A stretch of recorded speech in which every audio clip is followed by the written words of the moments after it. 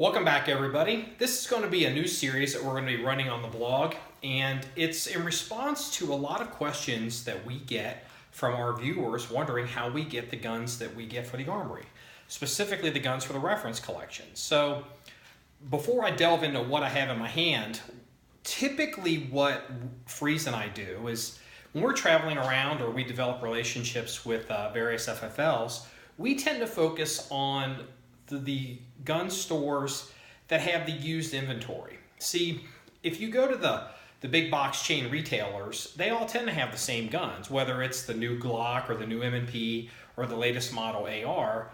Those guns, they're the same gun in every store. But where the really interesting finds are is in the used showcases, either guns that are traded in or collectible or military surplus or otherwise no longer in production. So these guns that we find, that we feature in this series, are all going to be for sale, unless I buy them. But we figure, we run across them, they're interesting. In a lot of cases, we know that these are guns that somebody would be interested in, and it helps the local FFL dealers. It helps the mom and pop shops that really, they don't have the buying power that a lot of the big corporate stores have.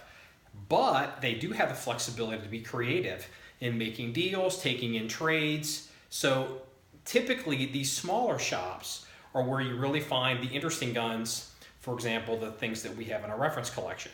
So the first gun that we have today may look like a German Luger to you. And I am not a Luger expert, so I am not going to delve too deeply in on this one because there's probably many of you that know more about this than me, and you can leave your comments below. But what this is a US Army Military Trials Luger. Now, you can tell this by two ways. It's a model 1900. This was requested by the United States government, specifically the US Army. They were looking into the possibility of, making the Luger as a service weapon. These are made by DWM. They're marked on top of the toggle. And these are also known as American Eagle Lugers. Let's see if I can get that to focus in. They'll have the American Eagle crest at the front of the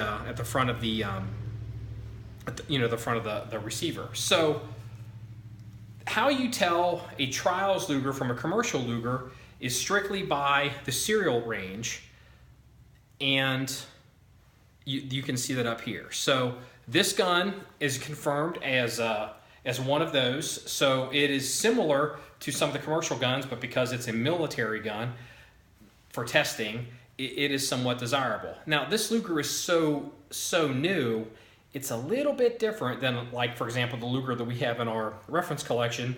And so I figured it might be something that one of you guys out there might be interested in. So, as I said, this is made by DWM, model 1900. It's in 30 Luger, which is 765 by 21, 765 by something, 30 Luger. So you can still get 30 Luger. It's not a caliber that I currently support, but it is out there. This is what I would call an experimental model, and it's different in a couple ways. First of all, it has a grip safety. So the concept of grip safeties is not just something unique to the 1911 or the early 1900 U.S. service pistols. The original Lugers had it as well. So, but how it worked is, if you're familiar with Lugers, see if I can get this to show up here. That's the safety. And this is how you turn the safety on and off. But then typically when you adjust the safety here, you'll see this block slide up and down on the later, like the P08 Lugers. On this gun, when you push in the grip safety, that is what actually, disengages the safety on the gun. So these guns, they function a little bit different, and for me, I'm not quite used to them. So this particular model also is not standard, because when it was ordered, they requested a type of experimental buttstock. And this example in this store does not currently have that buttstock or a holster with it, but to accommodate that buttstock, this type of Luger had to have custom grip panels. So, in my opinion, if you were to damage these grip panels, you'd probably have to have them custom made, because to get them to fit, to accept the stock or to fit on the frame, it would be something a little bit different. So this gun is all matching, the exception of the magazine. I'll get a close-up of it here. Military Trials Luger. Oh, something else some of you may find interesting. On these earlier guns, they actually, the toggles where you would grab and work the action, they're actually kind of scalloped out.